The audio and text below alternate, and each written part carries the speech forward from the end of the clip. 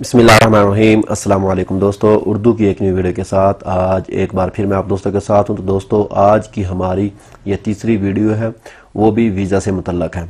आज मैं आपको इस वीडियो में बताऊंगा कि वीज़ा जब हमारा एम्बेसी में जमा होता है तो हमें कैसे पता चलता है कि एजेंसी वाले ने वीज़ा जो है एम्बेसी में सबमिट करवा दिया है या नहीं करवाया, और अगर सबमिट करवा दिया है तो उस पर काम स्टार्ट किया है एम्बेसी वालों ने या अभी तक काम हमारा स्टार्ट नहीं हुआ वीज़े पे। तो वीडियो को एंड तक ज़रूर देखिएगा। तो और उन दोस्तों से रिक्वेस्ट है जो हमारे चैनल पे नए आ रहे हैं, वीडियो को लाइक एंड शेयर ज़रूर कीजिएगा और हमारे चैनल को सब्सक्राइब कर लें ताकि आने वाली वीडियो इन्फॉर्मेटिव वीडियो आप तक पहुँच सके।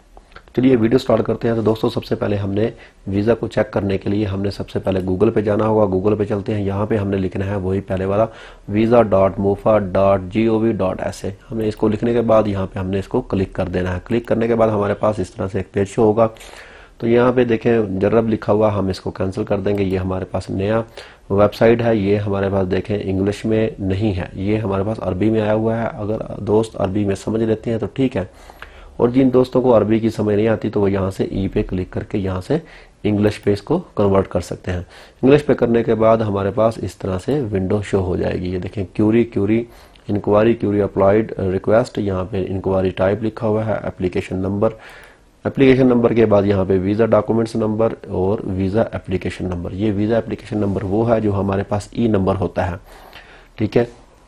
उसके बाद ये वीज़ा डॉक्यूमेंट्स नंबर, ये वीज़ा डॉक्यूमेंट्स नंबर वो है जब हमारा वीज़ा जो है लग जाता है, वीज़ा ओके हो जाता है तो वीज़ा डॉक्यूमेंट नंबर हमें शो हो जाता है। और ये एप्लीकेशन नंबर है, ये इस पे हम सबसे पहले क्या करेंगे, हमने अपना एम्बेसी में जो वीज़ा है वो हमारा सबमिट हुआ है, अगर हो गया है तो उस पर काम स्टार्ट हुआ है या नहीं हुआ वो चेक करना है। तो सबसे पहले हमने यहाँ पे अपना एप्लीकेशन नंबर लिखना है जो हमारा ई नंबर है। यहाँ से हम इसको सिलेक्ट कर लेंगे, वीज़ा एप्लीकेशन नंबर लिख लेंगे। उसके बाद यहाँ पे हमने लिखना है ई नंबर, ठीक है। ये ई नंबर हमने लिख दिया और यहाँ पे पासपोर्ट नंबर जो हमारा पासपोर्ट हमने सबमिट करवाया है वो लिखना है। वो लिखने के बाद यहाँ से हमने कैप्चा जो कोड है ये लिख देना है 327835, ठीक होगा।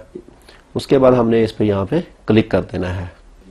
तो देखिए दोस्तों जैसे हमने क्लिक किया था तो हमारे पास ये हमारा ई नंबर जो हमारा था वो शो हो चुका है और ये हमारा एम्बेसी में जो है वो जमा हुआ है, ठीक है।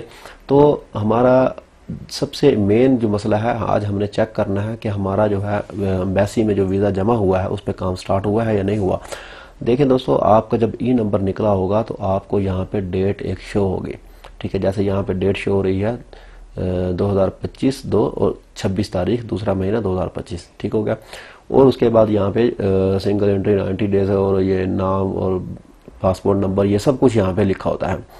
तो अगर आपकी ये वाली डेट जो है चेंज हो जाए, यानी कि यहाँ पे 26 है तो यहाँ पे मिसाल तौर आपका हफ्ते बाद या 10 दिन बाद जो वीज़ा जमा हुआ है तो यहाँ पे 26 की बजाय यहाँ पे आ जाए मिसाल के तौर पे महीना चेंज हो जाए तीसरा महीना, और डेट जो हमारी आ जाए यहाँ पे 5 या 6, यानी कि कहने का मतलब ये है कि यहाँ से आपकी डेट चेंज हो जाए। जब डेट चेंज हो गई तो आप ये समझ लें आपका एम्बेसी में वीज़ा जमा है और आपके वीज़े पे काम स्टार्ट हो चुका है। और उसके बाद यहाँ पे जैसे देखें ये बार कोड है, ये देखें ये बार कोड जो है यहाँ पे एक बार कोड और शो हो जाएगा और यहाँ पे डॉक्यूमेंट नंबर आ जाएगा। अगर ये चीज़ें यहाँ पे शो हो जाएं तो समझ लेना कि आपका एम्बेसी में वीज़ा जमा हो चुका है और उस पर काम स्टार्ट हो चुका है। अगर आपकी ये डेट चेंज नहीं होती और इसके अलावा एक ही बार कोड है, दूसरा बार कोड नहीं आता, तो आप ये समझें आपका वीज़ा जो है अभी एम्बेसी में जमा नहीं हुआ, या जमा हो गया तो उस पर काम स्टार्ट नहीं हुआ। तो ये थी दोस्तों आज की इन्फॉर्मेशन, मैं आप दोस्तों के साथ शेयर की। तो उम्मीद करता हूँ आपको ये वीडियो पसंद आएगी। तो दोस्तों वीडियो को लाइक एंड शेयर ज़रूर कीजिएगा। तो मिलते हैं किसी न्यू वीडियो में किसी न्यू टॉपिक के साथ, तब तक के लिए मुझे दीजिए इजाज़त। ओके, अल्लाह हाफिज़।